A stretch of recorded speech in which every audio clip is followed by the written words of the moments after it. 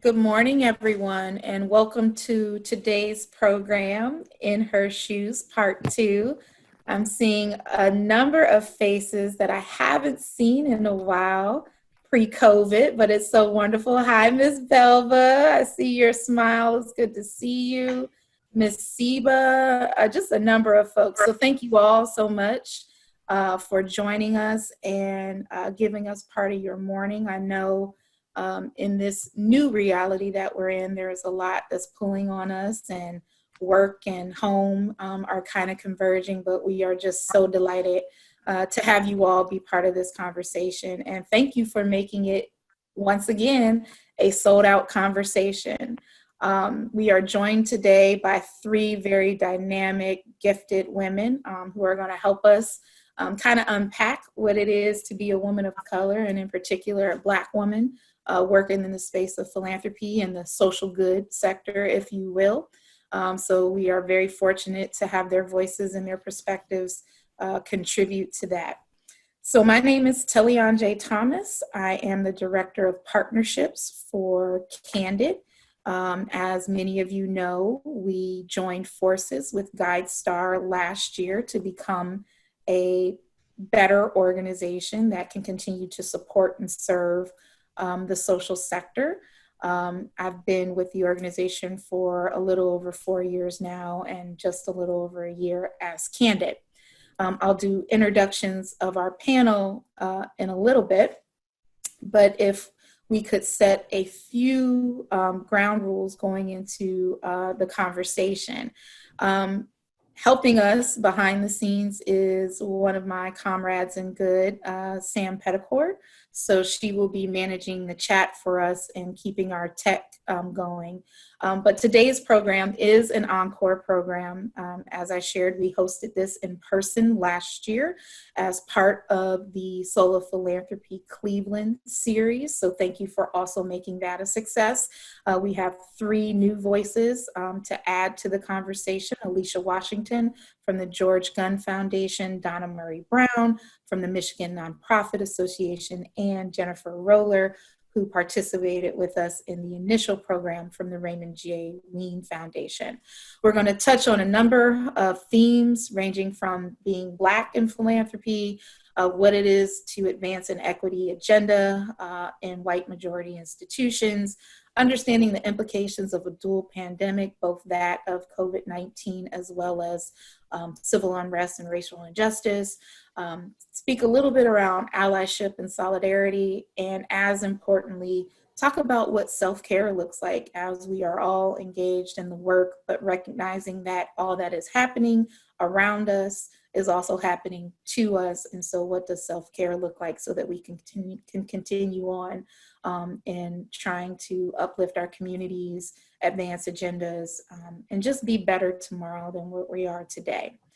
I would like to acknowledge and thank our partners who make this program and the ongoing partnership possible. First, starting with the United Black Fund of Greater Cleveland. Shout out to Cecil Lipscomb, who I believe is on today's call as well. He's the executive director, and a big thank you to the entire team and the board there, who have been co-visionaries, not only around initially the Soul of Philanthropy Cleveland, but continue to engage and partner not only with Candid, but with others to ensure that resources are available to support particularly our Black-led and Black-serving institutions, and that we are continue to be centered in the conversation around philanthropy and giving back. The Cleveland Black Equity and Humanity Fund is an outcome of the Soul of Philanthropy Cleveland that was birthed winter of last year. And you will hear more about that, but you can follow on social media. You can connect to our website, again, under the handle TSOP-CLE. But this was one of the intentional outcomes to make sure that what we seeded through TSOP-CLE in terms of centering African Americans or Black in the context of the conversation of philanthropy, that there would be a vehicle to continue the work, to continue the conversation, and to continue the progress. And as I said, Candid, who I represent, who's the leading source of information on philanthropy, is delighted to continue to partner in this work and bring quality programming and training to you. I also want to acknowledge, and I believe they are on the call too, Connie Hill-Johnson, who is one of the advisors for the TSOP-CLE committee, as well as Kevin Johnson. They are local philanthropists, business owners, and have just been great partners in this work. So thank you to you all and to everyone who has volunteered in the past, attended a program, or engaged some way. Welcome back. It's so good to see you. And we're delighted to have you participate today. All right, so moving forward, how are we going to Zoom together? This is our virtual community. I think we all have had our share of experiences with Zoom in a COVID-19 climate. But we want to do our best to create community virtually. So just a couple of rules of engagement, if you will. First, we will have everyone muted so that we can keep background noise down and so that everyone can hear and participate in the panel discussion. You do have a couple of features, i.e. the chat room, as well as the emojis. So as we are in conversation, please feel free to utilize those. If you have a burning question, please put it in the chat. Sam will be monitoring that for us, and then we will try to get to as many as we can. If something is said that you agree with or that resonates somehow, feel free to use the emoji feature as well. Goes without saying, we are asking that this be a space of respect, so there will be multiple voices shared, ideas, opinions, and experiences. We ask that you be open to hearing those and seek understanding, but we also invite you to bring your voice and your perspective into the conversation as well. There will be a time when we will open up the lines for direct questions, and we'll try to be as expedient around that as possible. As I mentioned, this is a sold out event, so we have, I believe, 185 unique registrants and 250 potential participants. So we have a large volume of people. So when you do ask a question, we ask that you keep it concise. And then the last two things, when it comes to community, we are inviting you to give, but we are also inviting you to take away something. So on the giving side, please give your energy. If you have resources to share, wisdom, anything that will help not only build community here, but continue to invest and support community outside of here. And then we also invite you to take away knowledge, resources, and power to help you accomplish not only your individual goals, but our collective goals. So that is how we are going to attempt to build community. And again, we invite you to participate, engage in many ways. All right, moving on. So it was a bit of a challenge to figure out how we were going to kind of do a opening or an icebreaker, if you will, with the volume of people. So I decided that maybe this was an opportunity to seek the wisdom of elders to help center us and ground us for today's conversation. So one of the elders that I so appreciate and who has been significant in multiple phases of my life journey is Dr. Maya Angelou. And one of her greatest gifts, clearly, are her words. So this quote from her, "Without courage, we cannot practice any other virtue with consistency," I think resonates in the moment that we find ourselves. But I was also reminded of some powerful words that she left with us in the form of her poem, "And Still I Rise." So we will take a moment to hear from Dr. Angelou. Everyone in the world has gone to bed one night or another with fear or pain or loss or disappointment. And yet each of us has awakened, arisen, somehow made our ablution, seen other human beings, and said, "Morning, how are you? Fine, thanks, and you?" It's amazing. Wherever that abides in the human being, there is the nobleness of the human spirit. Despite it all, black and white, Asian, Spanish, Native American, pretty, plain, thin, fat, vowed or celibate, we rise. You may write me down in history with your bitter, twisted lies. You may trod me in the very dirt, but still like dust, I'll rise. Does my sassiness upset you? Why are you beset with gloom just 'cause I walk as if I have oil wells pumping in my living room? Just like suns and like moons, with the certainty of tides, just like hope springing high, still I rise. Did you want to see me broken? Bowed head and lowered eyes, shoulders falling down like teardrops, weakened by my soulful cries. Does my sassiness upset you? Don't take it so hard just 'cause I laugh. As if I have gold mines digging in my own backyard. You can shoot me with your words. You can cut me with your lies. You can kill me with your hatefulness. But just like life, I'll rise. Does my sexiness offend you? Oh, does it come as a surprise that I dance as if I have diamonds at the meeting of my thighs? Out of the huts of history's shame I rise. Up from a past rooted in pain I rise. A black ocean leaping and wide, welling and swelling, I bear in the tide. Leaving behind nights of terror and fear, I rise. Into a daybreak miraculously clear, I rise. Bringing the gifts that my ancestors gave. I am the hope and the dream of the slave. And so, naturally,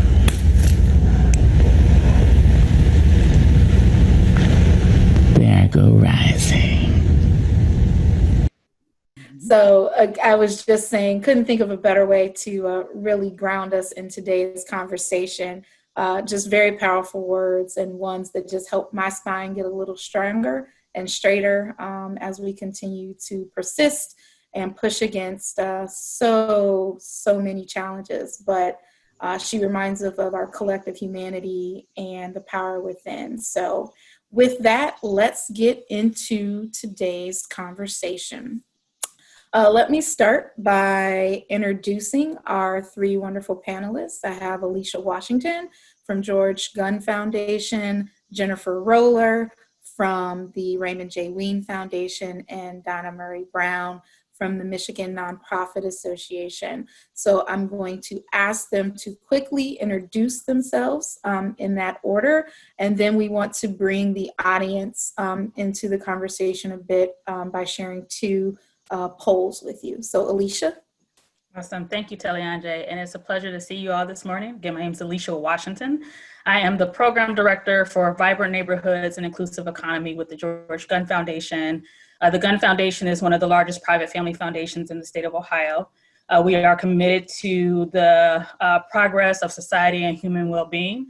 We've been in existence since 1952 and have granted about $25 million to the community every year since we formed. And in my role, I'm really thinking through how do we create inclusive growth and opportunities for Cleveland's neighborhoods and also its residents. So again, it's a pleasure to be here with you, and I'm looking forward to the discussion.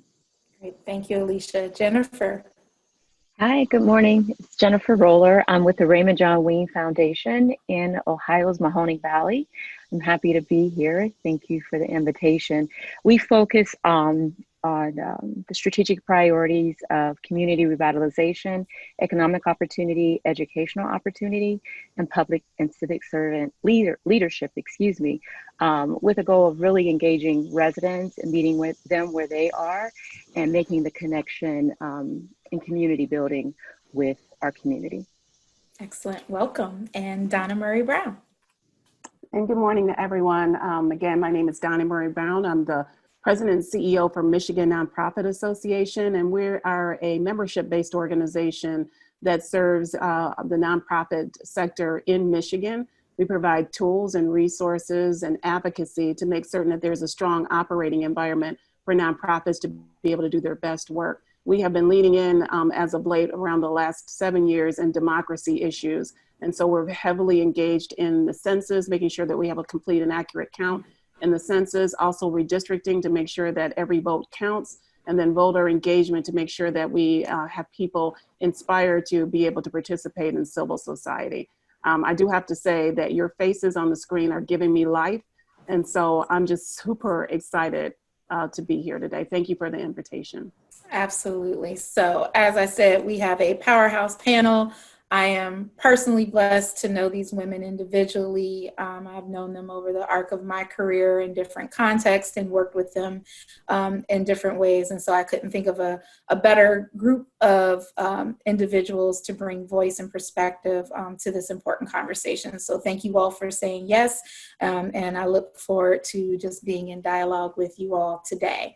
And you look fabulous too. I agree. Just seeing all of this robust diversity and beauty and energy on the screen is very life-giving. So this is the community that we need in these times. So let's bring community into the conversation. We have two polls. We just want a little bit of sense of kind of who's in the room. The first, we just want to see in the perspective of diversity, how you identify. So if you can click and vote. It should only take about 30 seconds for us to kind of get a sense of our mix. So it looks like predominantly African-American or Black, have a good representation of our white colleagues, friends, and community, some Asian and Pacific Islander, Latinx, very good. All right, so we can end that poll. And then the next one is really around gender. And we thought we would do this because last year when we had the program, the assumption was it was for women only. It definitely was a space for women, and we had a great time. We actually shut down the venue, but we just wanted to make sure that men understood that this was an opportunity for them to engage and learn as well. So just wanted a temperature check on how we are diverse amongst gender identity. Okay, and it looks like majority cisgender female, we have some male, we have some non-binary, queer identity, excellent. The point is we're all community, we're all welcome, and everyone has something to contribute to this conversation. So thank you so much. All right, so we will end the polls and we will get into the conversation. So ladies, as I said, we hosted this program live last year in the fall as part of the Soul Philanthropy Cleveland. It is a memory and a moment that sticks out for numerous reasons for me. The topic was very popular. It shows again that the topic is popular based on the participation today. And as I said, we literally shut down the venue. The title is called Women of Color in Philanthropy, yet, and please correct me if I'm wrong, I believe that all three of you identify as Black or African American women. So to that point, let's start the conversation with that. How does your Blackness inform your philanthropy, both personally and professionally? And I'll invite Alicia to start. Sure. So I thought about this question a lot, which then led to me really having to unpack a question I always ask myself because of my experience as a Black woman. It is, what from my lived experience becomes necessary to bring into certain conversations. And I think about that in terms of, I think this might be an experience that a number of us that if we are persons of color, we've had, where most times you are in a room where you are the only one, or there's just one of few of you in the room. So usually to bring more diverse thought and perspective to whatever conversation that's being had, I try to think through what does that mean for my lived experience. So an example, and Donna, I'm so glad that you led with this in terms of the work that your organization is doing, because I expect this to be a theme throughout this discussion. But when we talk about democracy and democracy building and all of that, in addition to the work that I do at my foundation to think about community revitalization and economic development, I'm also leading our democracy building work and our grant making for Gunn that we do across the state of Ohio. And what I found in a number of conversations with my colleagues is that that don't always look like me is that we think very high level about the politics and policy and moving a progressive agenda. And if we can just get poor people and Black people and other people to vote, we can advance our agenda. And the question for me becomes, whose agenda exactly are we talking about? And how are we thinking about beyond an election cycle? What does it mean for everyday resident in Glenville or Central or Huff or even Mahoning Valley to feel like they have value and power in the democratic process beyond when somebody is running for president or city council or mayoral election? I think we've all lived through the experience, and this is something I've actually had to bring to the rooms I'm in around. We know what our churches look like in a typical environment on a Sunday morning during an election cycle, when there's a whole line of politicians, lining up to get up and talk to your congregation about why they need your vote. They may stick around for ice cream social, may stick through praise and worship for a part of service, and then they're out and you don't see them again until the next election cycle. So how do we move the conversation of even grant making beyond let's fund a movement and our policy and our progressive agenda to what does it mean for a person to feel that they can hold their government accountable beyond that campaign season? And how do we think about investing and bringing that perspective into the room?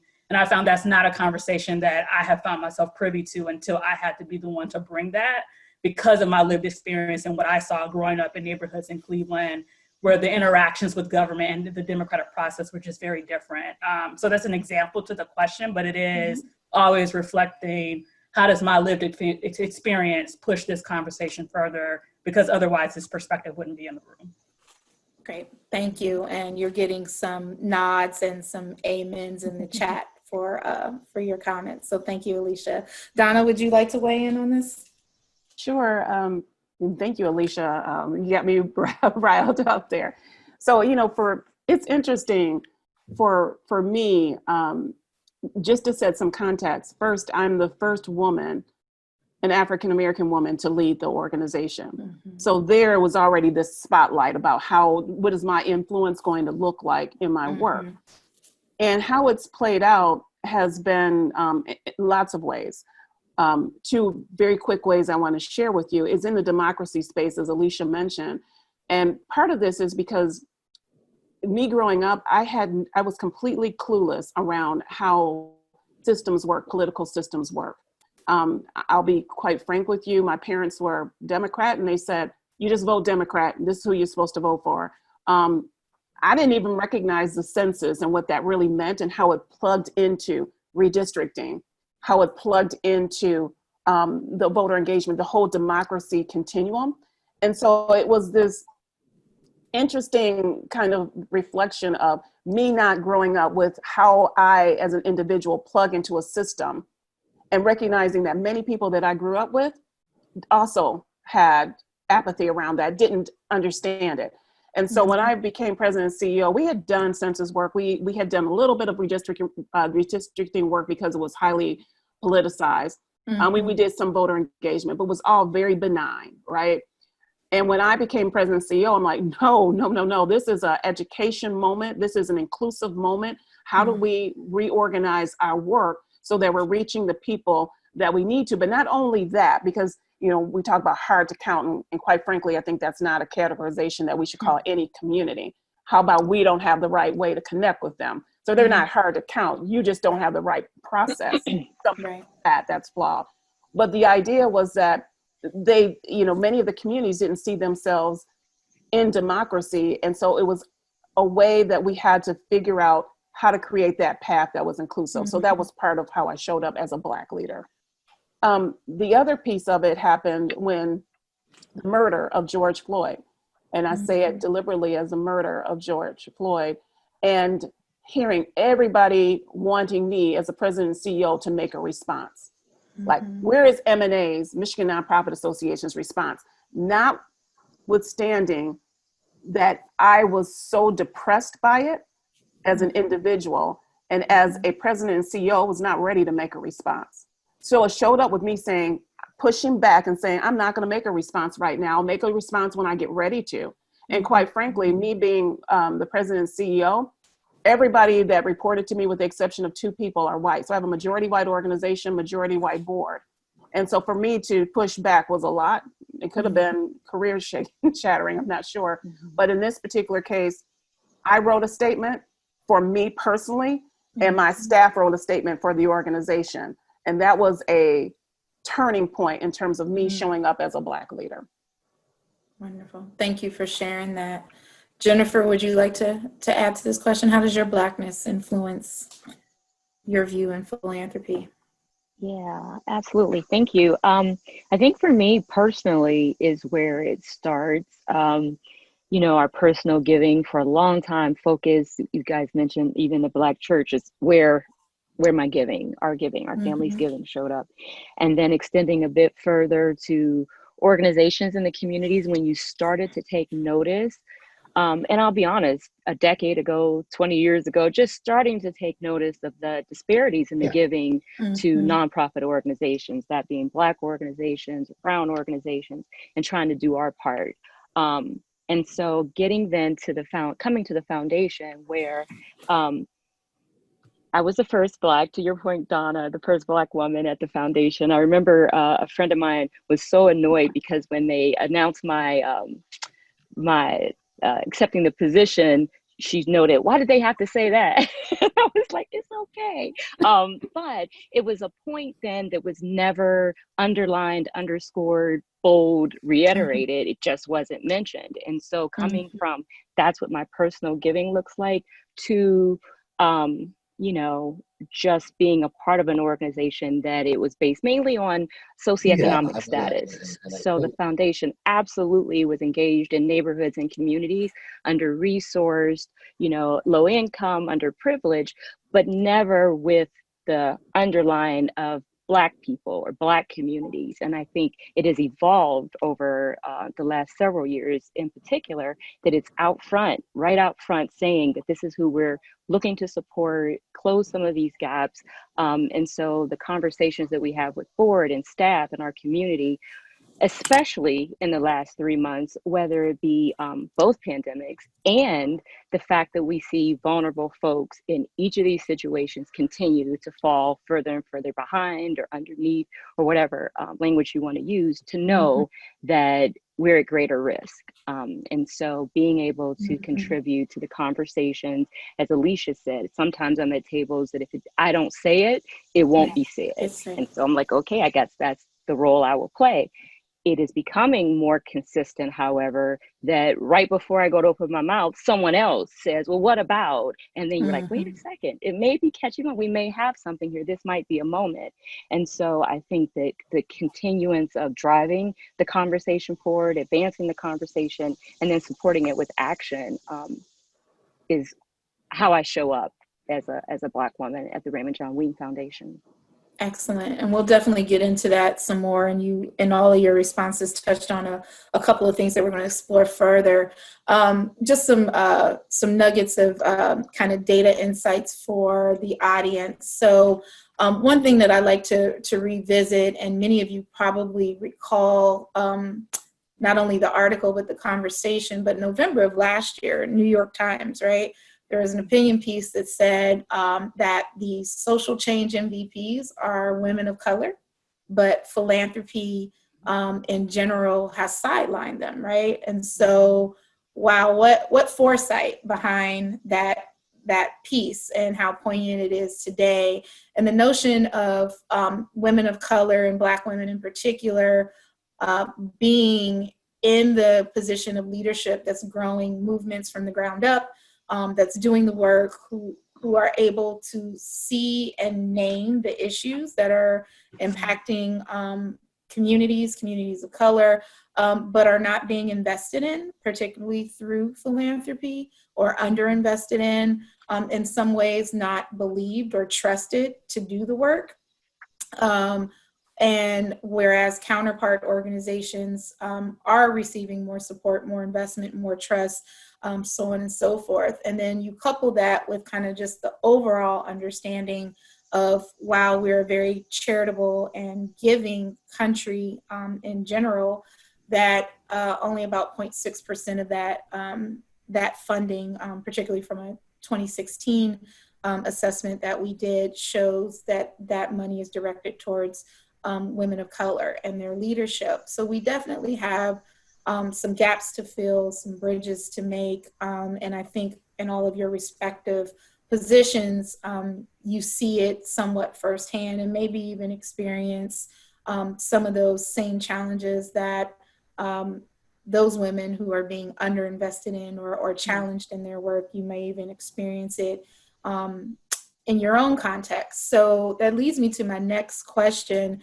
is really around the lack of diversity and inclusion, because we really haven't seen much advancement, whether you're on the organization side, like running organizations and serving mission in community, or on the grant making side, where you have the ability to distribute resources and work in partnership with communities. So what are the implications as you see it for the lack or the lag of diversity, and not just specifically to Black women, even though clearly that's the experience you can speak from, but we also know that we don't have a lot of Latinx representation, Indigenous, Asian, Pacific Islander, just communities of color in general.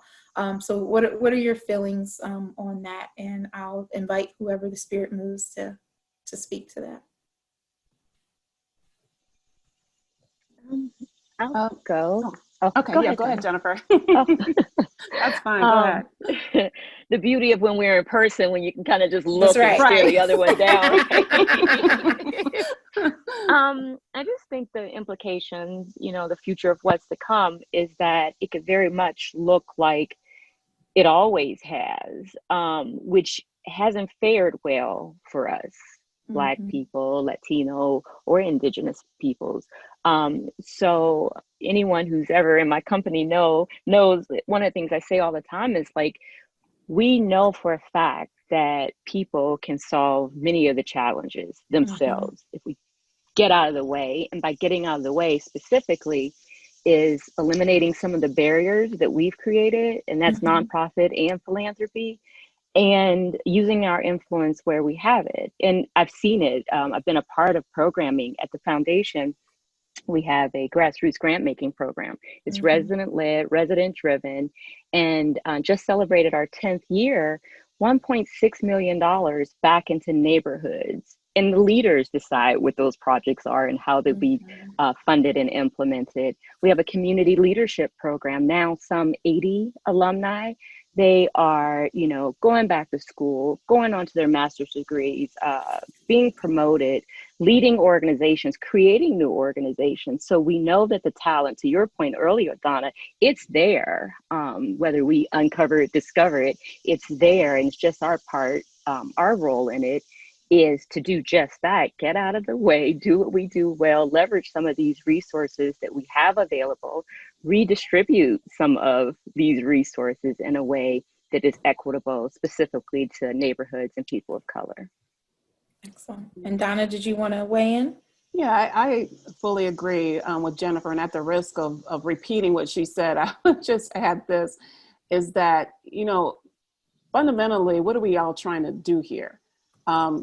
We want to make sure that there aren't people that are living in poverty. We want to make sure that people have access. We want to make sure that life changes and the world changes for so many people. And you've got to ask yourself fundamentally, if we keep things exactly how they are and not recognizing the ability of those that are more proximate to community where the challenges are, and we don't make those changes, then what are we really here for? So, I mean, it's sort of like you just got to ask the basic question, do you want to make change or not? And the reality of it is that people that are proximate to the work have those solutions. They may not have the resources to act upon, and that's where we can support. And I think once we value this knowledge that comes from community, which I think fundamentally that's the issue, we don't value it. It shows up in our lack of diversity and inclusion because we just don't have a value collectively as a community around that. Once we change that paradigm and it shifts towards understanding where the knowledge is, and we pair it up with this professional expertise that we created called the nonprofit industrial complex, then maybe we can see the change that we all aspire. So I think if we just have to answer the question, do we want to make change or not? And if we do, the implications of not having diversity and inclusion as paramount strategies and principles and values that we espouse in our work then we will keep things exactly the way they are in our communities. And to me, that is just disgusting to think that that's what we're doing, is perpetuating a system that is ineffective. Indeed, indeed. And I just want to play on that before you transition as Talianj. No, please. I appreciate Donna and Jennifer kind of the viewpoint on that, as we think externally about the work that we're trying to affect in the communities and the frameworks that we need to do that in a way that is diverse and equitable and inclusive.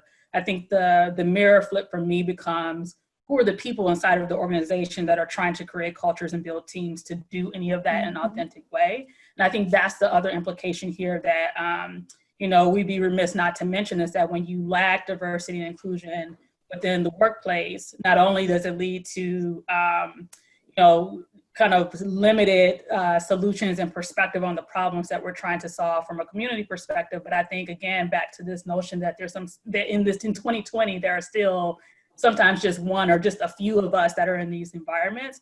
It can create a very toxic environment for that one or for those few. And we've seen this play out, particularly in the nonprofit sector, happens in philanthropy as well, to where when you have people that are different or considered other, their voices are not heard, or if they're heard, they're not trusted, or they are penalized for being different, right? And it's like, until we can really start to deal in-house and make the changes in terms of who's on the bench that is diverse and strong, how are we building inclusive cultures that support people to be their full selves in their environment, to then get them to operate at their best selves, to then do amazing work in the community. Like, we have to start in-house, because I notice too often trends of organizations thinking outwardly about the work and change that they want to do, and dismiss the fact that they are raising all kinds of hell within their organization among their staff, which is completely counter to the values and things that they say what they want to do in community. So we have to shine the mirror on ourselves and deal in-house with these things and around diversity and inclusion before we can even think we're going to be effective in how we show up in community and try to work with others.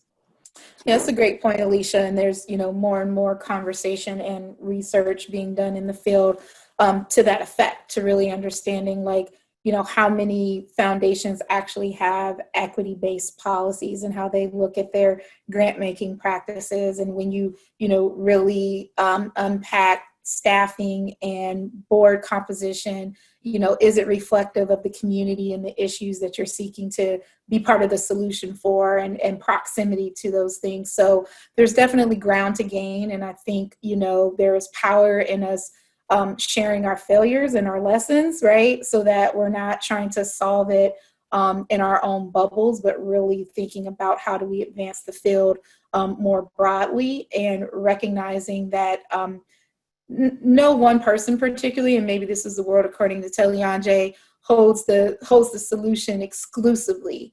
But we clearly have some blueprints and some guidance around what equity can and should look like and what it doesn't look like. And to Donna's other point, if we're sincere about change, and that's, constantly what I revisit, particularly when I think about philanthropy as a tool for good. If we're sincere about change and getting closer to a solution or a resolution around some of these wicked problems, right, that have been amongst us for generations, then clearly we may need to recalibrate how we approach and engage in the change work and be part of that. So I appreciate all of those reflections. So let's talk about, because you all represent very significant organizations doing significant work. Let's talk about, what does equity work look like right now within your institutions? Jennifer, you want to start? Oops, yes. Excuse me. So you touched on the hiring. One of the things that we are trying to be intentional about is building our bench. I think capacity, I used to think it was just for us in the Valley, but as I talk to my colleagues all over, it's just a matter of what we need to do internally. As Alicia noted, in terms of building the bench, we are, in terms of our grant making, we started a year ago, I believe it was, making it a condition of our grant making that folks are participate in the 2-day training, the Race Equity Institute's 2-day training. And now we are expanding that conversation to our vendors as well. When we go to, I mean, we have a building at the foundation. So we're looking at that in terms of all of our maintenance, elevators, windows, everything we do, because we know across the board, we could, again, have influence where it is we have influence. I think for us, it's been, our chair has mentioned it before, like not nibbling around the edges, but again, where can we do something that is going to have some significant impact? We do work with Third Space Action Lab so that we can be intentional, about our race equity work and also be held accountable. I think we've been working hard for quite some time, from mid-90s when the foundation started to shift from a family foundation, which is not terribly common, to a private foundation, becoming more strategic and having a professional staff. So I think all of these things began to lead the groundwork for this current conversation, because, you know, I have colleagues across the state who will call and say, here's where we are. And I'm like, this didn't just happen for Wayne. We've been on this path for some time. Beyond that, I would add one more thing in our capacity building. Just again, back to our building, we have a facility and we have incubator space on one floor. And in the last several months, we've started to have do research and mine for different programs that are around grant making plus capacity building, which also shows a shift in our own thinking. 6 months ago, I'd take an organization, perhaps a Black-led organization, and say, you're not ready. You know, as a result of our due diligence, there's still work to be done. And so here are capacity building dollars, start there.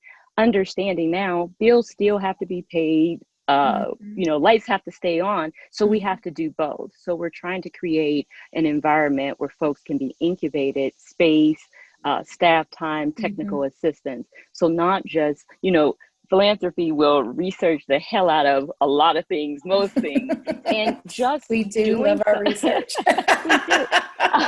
But just starting somewhere. It won't be perfect, but it'll be a good effort, and we'll get better as we progress.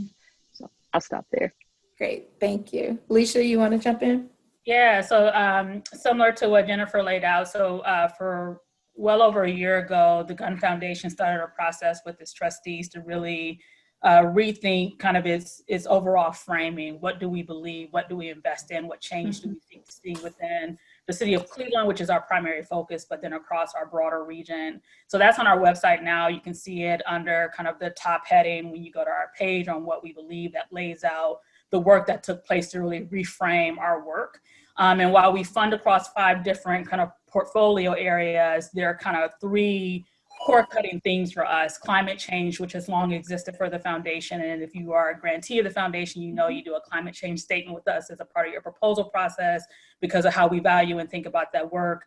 Democracy, which has, you know, existed kind of organically for a while, but under my leadership, it's really taken a further focus and home, but then really a lot of work, particularly with our board leadership, to really frame out racial inequality and justice and what that means for us, where we want to invest, and then what we expect from our grantees, but how we hope to support them in building their own racial equity frameworks to guide their strategies and what they do.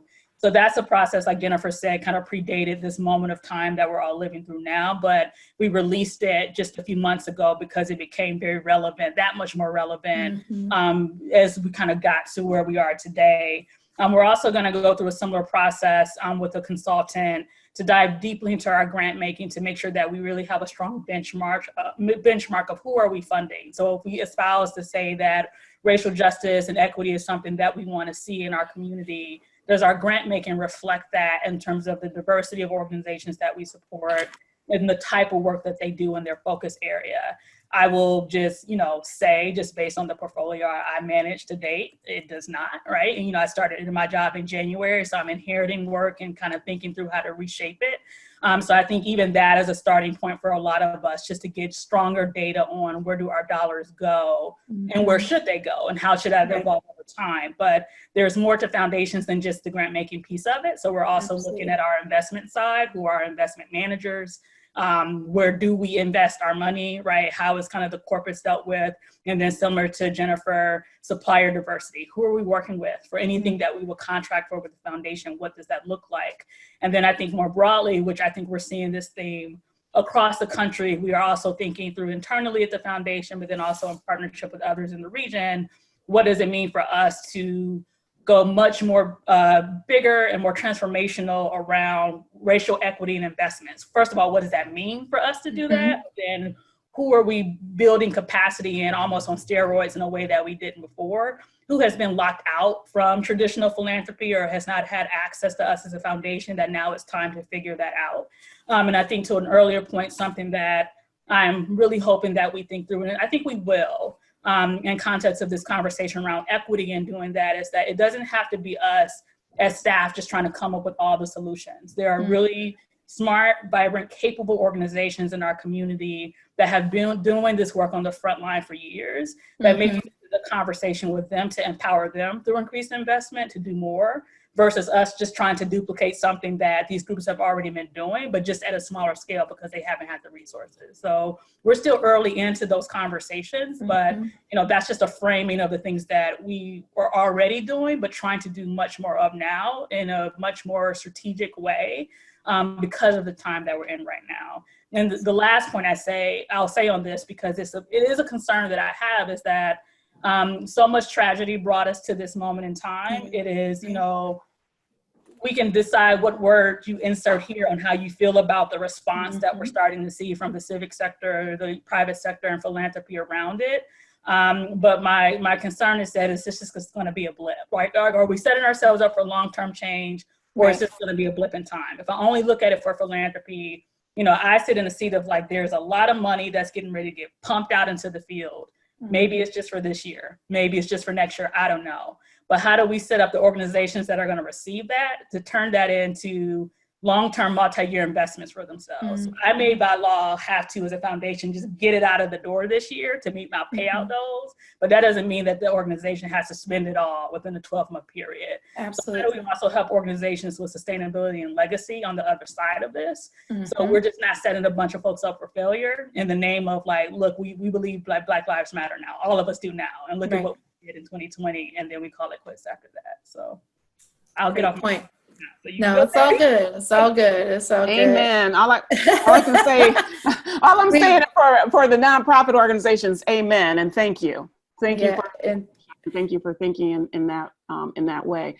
And I was hoping, Donna, maybe you could speak to a little bit of the other side of it, because you acknowledged in your opening comments that majority white organization, majority white board. And so clearly you are doing some equity-based work. You lifted up the census as an example, but can you speak a little bit to maybe some of the challenges that are presented in trying to advance an equity agenda in an organization that isn't as diverse? Yeah, so let me just say that from a practical perspective, we started with our board first in terms of equity. And what I mean by that is when I came into being the president and CEO, we had 41 board members. We also had over 100 like advisory groups for each program that we had. We don't have any of that anymore. Speaking just the board piece of it, of the 41 board members, 23 were permanent seats. They were to be held by people who ran associations for nonprofits and various subsectors. What that yielded for us were all white males on our board. Unacceptable. Nobody else could actually be able to come to the board because those 23 seats were permanent.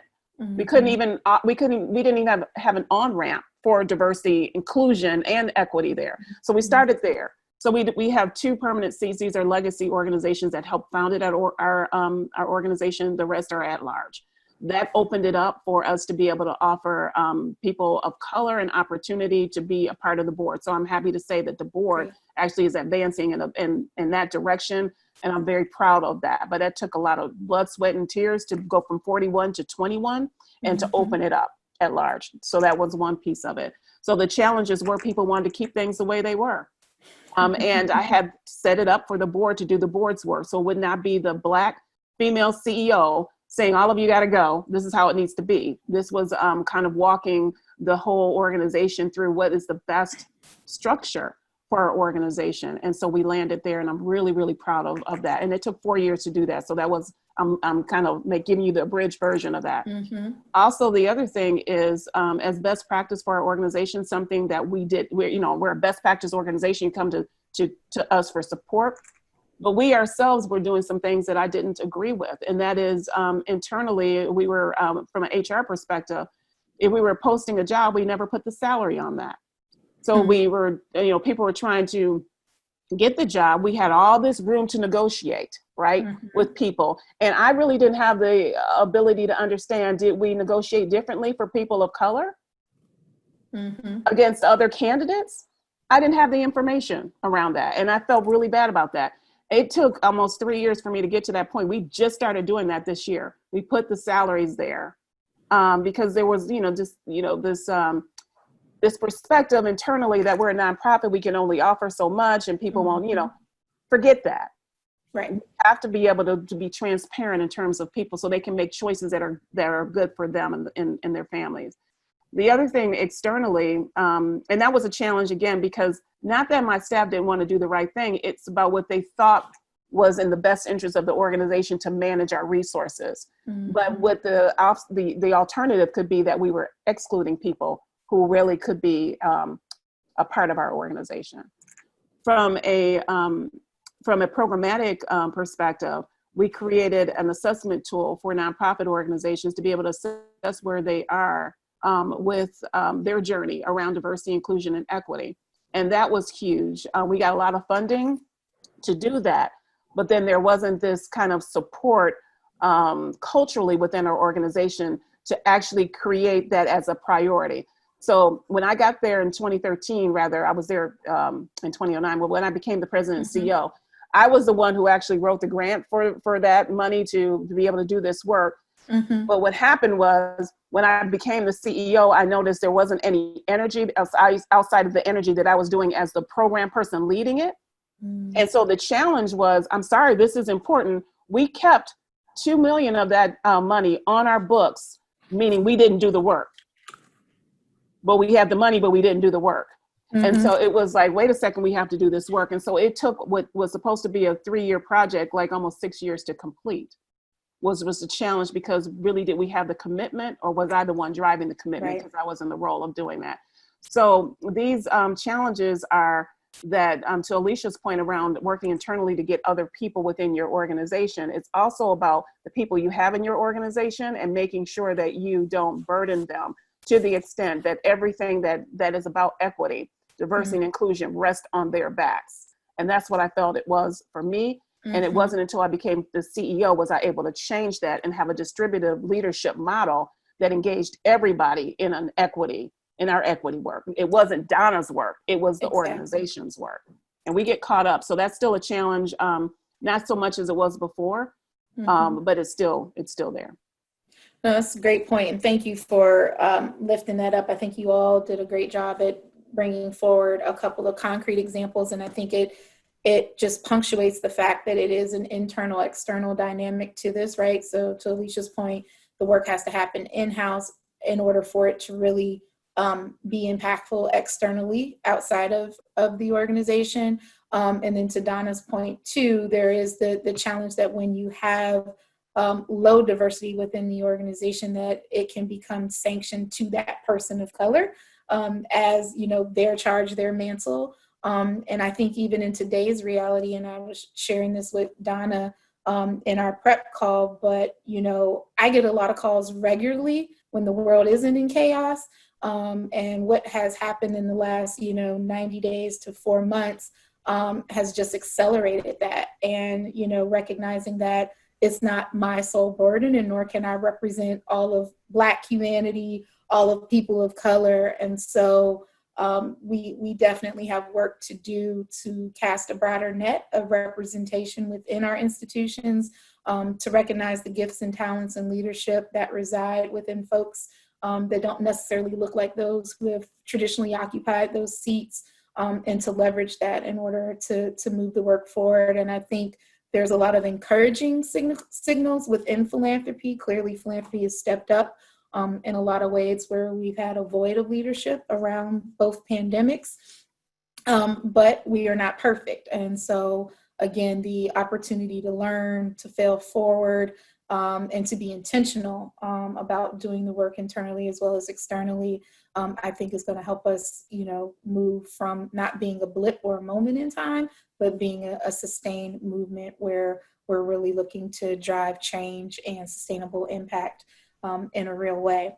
So we have about 30 minutes left, and I have a few more questions, and I want to applaud and thank everyone on the Zoom call, because you're very active in the chat. I'm enjoying seeing all of the comments and the questions that are occurring. We've also been sharing out some resources as our panelists have been sharing information. We've been putting the articles in the chat and other resources that you can link to through Candid on diversity, equity, inclusion, and otherwise.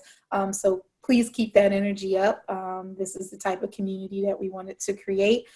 We will get to your direct questions, so you can begin thinking about those. And if you want to put them in the chat or potentially have the opportunity to ask in person, we'll circle to that. But I can't leave the conversation without talking about two topics in particular with our panelists. One is the reality that in the wake of all that is happening with the murder of George Floyd, also the killing of Ahmaud Arbery, the killing and murder of Breonna Taylor, and the list goes on and on and on. There has been more of a full-throated demand for equity and justice, not just within the Black community, but really across majority community as well. And so protests have happened. You are seeing people redistribute resources. There have been statements after statement after statement from corporate America and all parts in between. You are seeing cities take leaps to rethink their own policies and to claim or, sanction racism as a public health issue. We've done that here in the Cleveland community, and it's been done in other places. But we've also brought a lot of language forward that may have not been normalized or customary in our day-to-day conversations: anti-racism, solidarity, allyship, equity, oppression, white supremacy, etc. So specifically to the notion of allyship and solidarity, I want to invite you all to speak a little bit about what has that or does that look like to advance the work that you are engaged in right now, and specifically if you have any recommendations or insights around what being a good white ally or being in solidarity looks like, whether it's from organizational partners, institutional partners, donors, or individuals. Anybody want to start? I can jump in. So I'll start with this framing, and I don't want any white person on this Zoom to be offended by what I'm going to say, but I think I want to share kind of the perspective that I know I went through, and at least I can say within my circle, a number of us went through as we kind of lived through the most recent murders as Talianj laid them out, right? So this was probably the first time ever that I started to get text messages or phone calls or emails from my white colleagues wanting to check in. Are you okay? How you're doing, right? So it started with 1, and it was like 5, then it was like 10, and then it just like kind of just picked up and didn't stop from there. But what I noticed in the tone of all of those, as I was even trying to process where I was and how I felt in all of that, is that it initially started with, how are you? And then pivoted generally into kind of holding space to share how traumatized they were and needed me to listen to them through that, which was challenging and hard for me, right? And I had this conversation more in depth actually with a friend who is white that I used to work with around when we started to talk about allyship, like what are some of the things that at least Alicia needs? I think about kind of my own personal journey, but then also my professional journey. And it came down to a couple things. So the first is just, active listening, right? So like if you're checking in to see how I am, truly listen to here I am. And I may not need a response from you, but I need you to be in a position where you can listen and not use it as space to kind of center yourself, but to really take a step back and allow someone else to be in the center of that and appreciate their experience for what it is. So that was a big thing. The second is around trust. And we've seen this in hashtags across a variety of different issues, particularly Black women, right? Hashtag trust Black women. When I'm telling you something, believe me, like, don't doubt it. Don't start to question, well, maybe you were wrong, or maybe you had the wrong perspective on it, or maybe he was doing something bad and you just didn't, like, no. You're gonna listen and like just have the ability to trust and believe in the perspective that I'm sharing with you, right? And as my perspective and as my experience that I'm bringing to the table. And then the third thing that I would say, and we're starting to see this really peak up in more national conversation and dialogue around this, is that it's just not enough to say that you're not racist, but the active work you have to do to be anti-racist, right? And that's an ongoing process that you will fail, that you will struggle, that you will have questions, but it requires this active work if we're really gonna see the type of systemic change that we are hoping for. And then lastly, and this is a big point for me that I struggle through in my experience, is that I will have white colleagues that feel comfortable with me because of how they perceive me to be. And they are kind and caring with me, but they are toxic to the other Black person in their life that they don't know as well, or that colleague in their office that they practice all types of microaggressions with, but they're different because they're not like you, Alicia. Well, Black people are not monolithic, right? Like, we are all unique and diverse and different. And the things that you apply to me because you view me as a friend or as someone that is safe, you have to be willing to practice those same things with your colleague in your workplace that feels different from you, or the neighbor on your street that feels different from you, right? So, you know, those are, when you ask about kind of, you know, tips or recommendations or thoughts from my own lived experience and from the conversations I've had with white colleagues, these are the things that really come up for me consistently.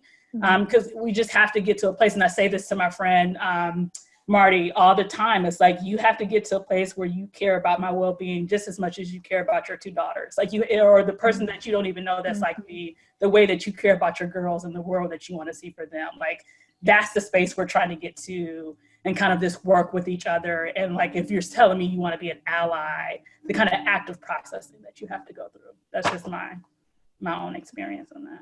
Thank you for that. We really appreciate it. We got to get the snaps emoji on the Zoom. Yeah, all I have to say around that is period. Like, there's nothing I can add to what Alicia said. It's just a period or exclamation point on it. I mean, just spot on every aspect. I really appreciate you breaking it down to each one of those pieces. Thank you. Jennifer, anything you want to punctuate? I just met Alicia as a result of the last In Her Shoes. And she came up there. We saw each other at another event. She introduced herself. We've since Zoomed. And one of the things we did, I hope it's okay to share, Alicia, that when we did a call, we had other stuff on the agenda.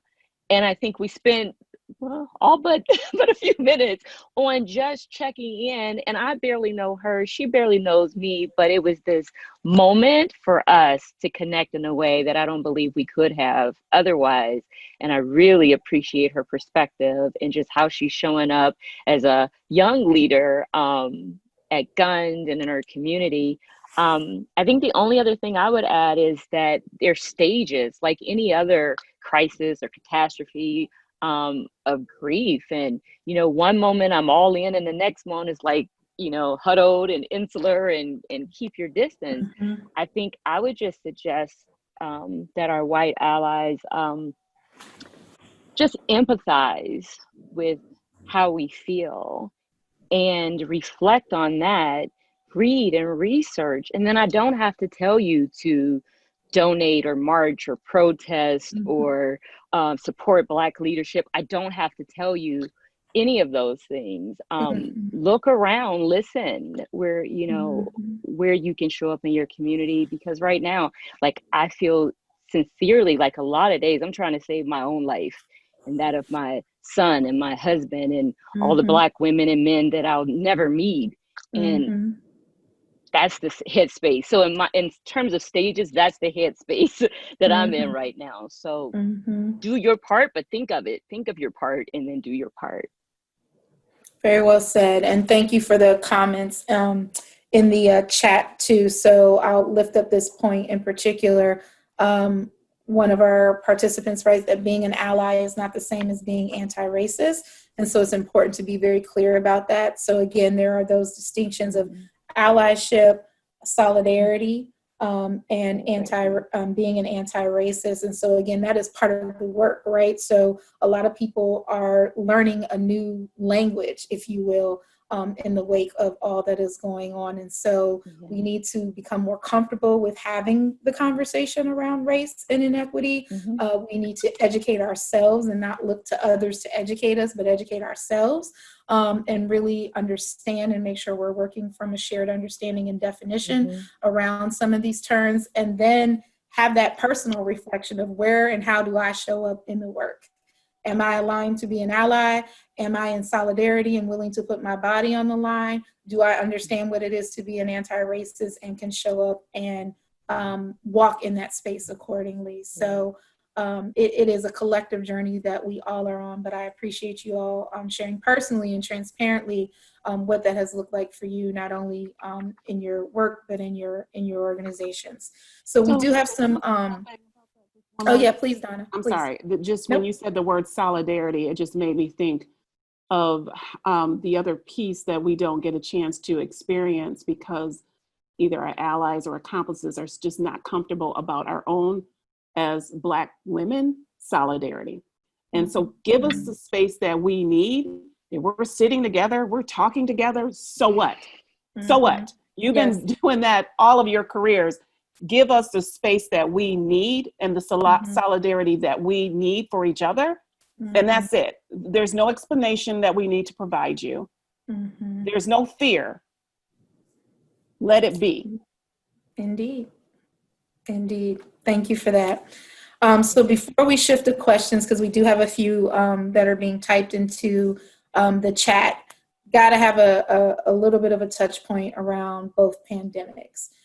So I don't need to kind of recap the reality of them. We've got COVID-19. We know that communities of color, Black and Latinx in particular, are overrepresented in the cases as well as in the mortality associated with it.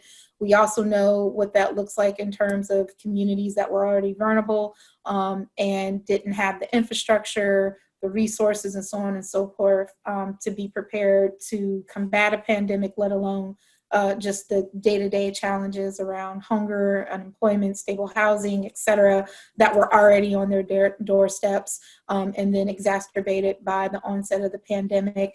And then you have the civil unrest and the reality that racial injustice and particularly police brutality and just a devaluation of Black lives more broadly existed widespread, but has come to somewhat of a crescendo and is more visible to the broader community. So all of those things are real. And as Black women, we intersect with those on multiple levels in our work, in our personal lives, as mothers' wives, sisters, daughters, aunts, caretakers, etc. So with all of that being said, I guess my question to you all is, first and foremost, how is your organization supporting you and your community partners? And then secondly, how are you taking care of yourself? Everybody's smiling. That's always the question, right? How am I taking care of myself? Oh boy. I have hit rock bottom in the past to discipline myself to get really good about the self-care piece. So I have amazing practices for myself now on this. Well, you'll have to share a few in the chat. I will. I'll give you this quote that I heard on one of my favorite podcasts recently called The Nod that I think kind of summed up the importance of this. And the speaker said, you can't set yourself on fire to keep other people warm. Right. And I think it was for me, it was a reminder of the damage that we do to ourselves in the name of trying to care and carry other people when, you know, we've heard many different ways to capture this. You know, you can't pour from an empty cup, like insert set statement here, right? Like it is just, we have to prioritize ourselves even in moments like this. So like for me, you know, I left a wonderful but stressful job at the end of last year to take on this role at the foundation that started in January. I spent all of 2 months in an office before all hell broke loose on the world. And then I've been at home since then, trying to learn a new job, navigate a new job, and respond to a level of community need and crisis that none of us could have anticipated in this moment of time, right? So I had to adopt a couple things very quickly. One is that just because I'm working from home does not mean that I'm working all the time. So I am disciplined about shutting it down and putting the computer away. So even if I just stare at a wall for an hour, it is my time with that wall and nobody else's. And I'm not thinking about work or proposals or deadlines or anything else. I'm not answering the phone unless it's family or loved ones. Like I am making the space I need to take for myself. The other thing that I do that, like, I don't know if my CEO is on this call. If he is, he probably does it too. So I'm not ashamed of it, but I take naps. Like I take naps when I need to. Like if it's been a rough morning and I've been going since 7:30 or 8, come noon, I'm shutting it down for 30 minutes just to recharge myself and get back into it. Because for those of us that are blessed and privileged to be working from home, we have that flexibility to do it. So why not capitalize on it if you can? And then the last thing, which is hard, but I think, you know, if any of your talent or HR people are now emailing you about PTO days and carryover about this time of year, like you still got to take time off. Like I'm not going anywhere because there's no place for me to go, even if it's just me staring at the wall or sitting on the front porch or something. But like I have to be very conscious about unplugging because I know me. Like I am a type A personality. I'm aggressive. I'm energetic. I will go hard for 2 weeks of working nonstop. And then I crash and burn. So I have to be conscious of my ebbs and flows to step away and do what I need to do for myself, right? So that is my self-care that I constantly do, in addition to some other things, but those are the core things, especially right now, because as Jennifer highlighted, like we are on a spectrum of emotion at any given time, at any given moment of the day, just with the environment that we're in. So I have to be sensitive to what I'm feeling and myself to like, shut down when I need to, go for a run or a walk when I need to, stare at a wall when I need to. I don't want y'all to be concerned about me staring at walls. Like, I don't do it, right? But like, okay. What you and your wall do is your business. Yourself, right? And then on the flip side of that, to the kind of the foundation community perspective, you know, we've tried to be very conscious, especially early on, like in March, of like, and a lot of foundations did this, suspend deadlines where you can, give people a lot of flexibility. Like if you had a project grant, but you actually need that just to pay your people so you don't have to lay anybody off, do that. Just send me an email and let me know you're gonna do that, right? Check in with folks to see how they're doing and kind of work if they're working through at this point in time. Like we are trying to make ourselves as available as we can to our grantees to navigate this moment in time, however they need to navigate it, because we know it's a lot. So it's not helpful for me to still be pushing on you about a final report or you didn't do things a certain way when you may just be struggling to keep your people going and afloat and to survive in this moment in time. So we're trying to be responsive there. And then I think there are the bigger things that there's been enough press and we've all seen from you know, COVID-19 community response funds, rapid response grants. Like what are the things that we can do to move money to organizations that need it as quickly and as flexible as possible? One last thing I'll note, because it's relevant in the democracy space, is that we knew in February at our first board meeting of this year that this was going to be a tremendous year because of what was playing out. We couldn't predict then how big it was going to be, but we knew we needed to do something that was beyond just our normal grant cycle. So thanks to the foresight of our trustees, we approved a rapid response fund that we've been able to use just to turn money around quickly to organizations that are on the front lines of voter education, engagement work, election protection work, that I don't think we would be having the impact on the field in Ohio the way that we are unless our trustees gave us the ability to do that. So again, flexibility, a lot of care for those that you are supporting through the work so they can do the best they can right now, but also, you know, take the time to take care of yourself. Because again, you can't set yourself on fire to keep other people warm. So. Excellent, thank you. Donna and Jennifer? Self-care or how your organization is supporting? Yeah, I won't repeat what Alicia, we've done many of the same, and I'm impressed with a lot of philanthropic organizations right now. I mean, we saw it, not this pandemic, these pandemics, but, you know, the Great Recession of 08, 09.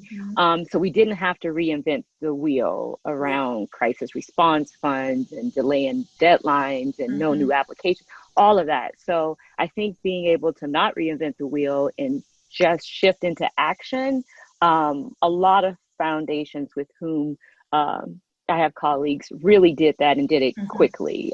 So personally, I am like an Energizer bunny, and I think my challenge is I just keep going. But I was so tickled about a week ago. My husband comes in and I just talk his head off for like 2 hours. We'll be at the island and poor thing just endures. And one day in particular, I literally saw him like so it was just this nice visual that, hey, not everybody is here, just take it down a notch.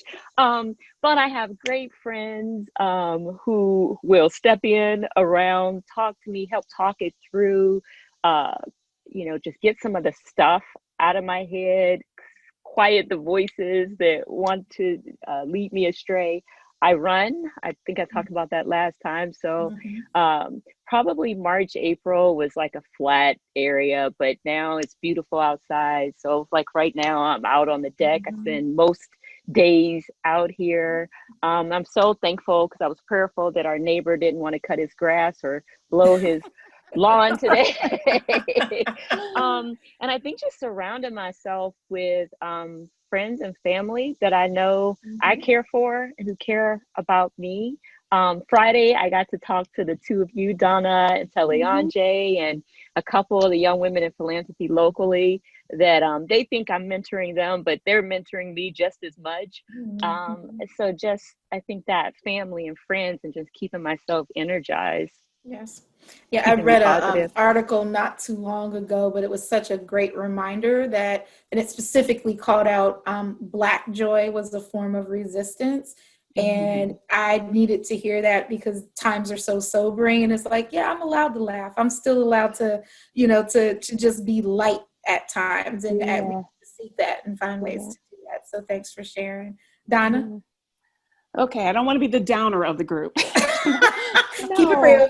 But I have to be fully transparent because I honestly don't know any other way to be.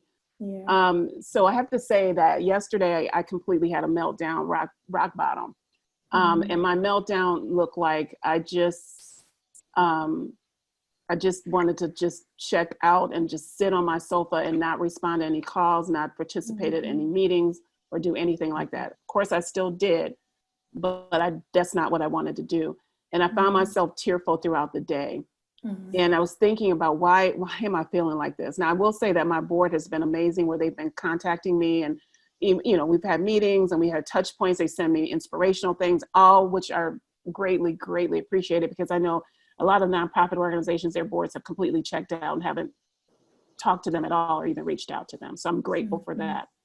However, I've had this sense of burden where I was just running at top speed from March 12th on and April 2nd when the PPP funds came out and wanting to make sure that nonprofits had access to those, making sure that our organization was sound. We were in a really great, financial position, but I felt the burden of that on me. And then I have 18 staff members, a little bit more now, but at the time, 18 staff members who were all very uneven in how the pandemic was impacting them. They had emotional issues. They had family members who were in the hospital. I had 8 people who I knew, some of which are family members and some of which were dear friends who passed away. I had all of this on me. And yesterday I felt it. Like I felt every single bit of me running so fast and so hard. And then this notion of the pandemic not allowing for any boundaries. I mean, my job, I live in Detroit. My office is in Lansing. I also have an office in Detroit, but if I choose to go to the office in Lansing, where that's kind of our home or, major office there, it's 1.5 hour drive. I don't have that anymore. I don't have that 1.5 hour drive just to decompress, just to think, whatever the case may be. I literally wake up at 5 in the morning and I come to, the best I can do is change my background for you. The best I can do is do that, because otherwise it looks like this every single day. Let me see if I can change it.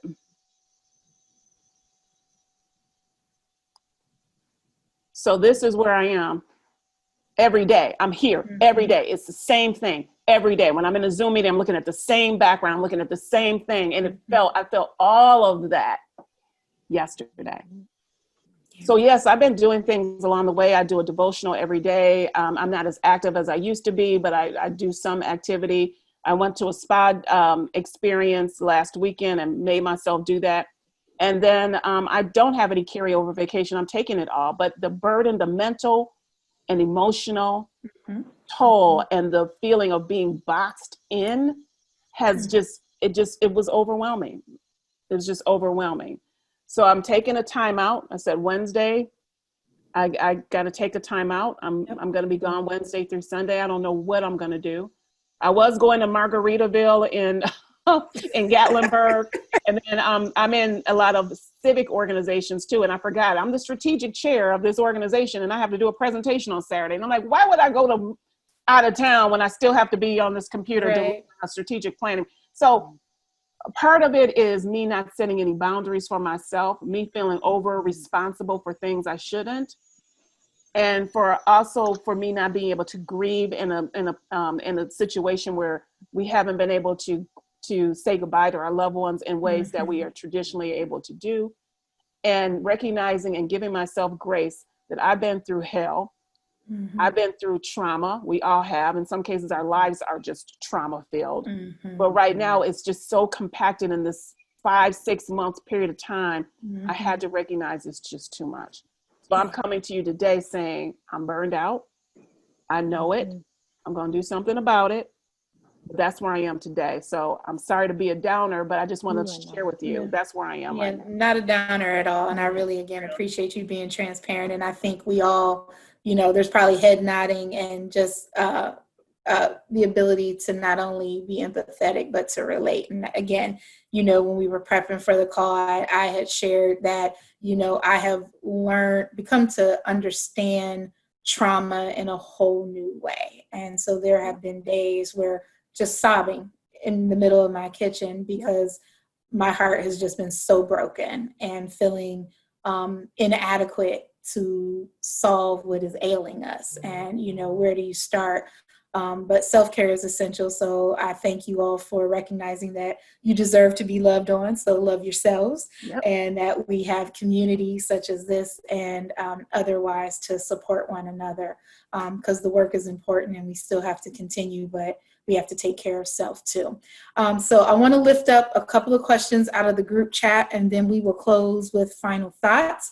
One question, Jennifer, is particularly directed at you.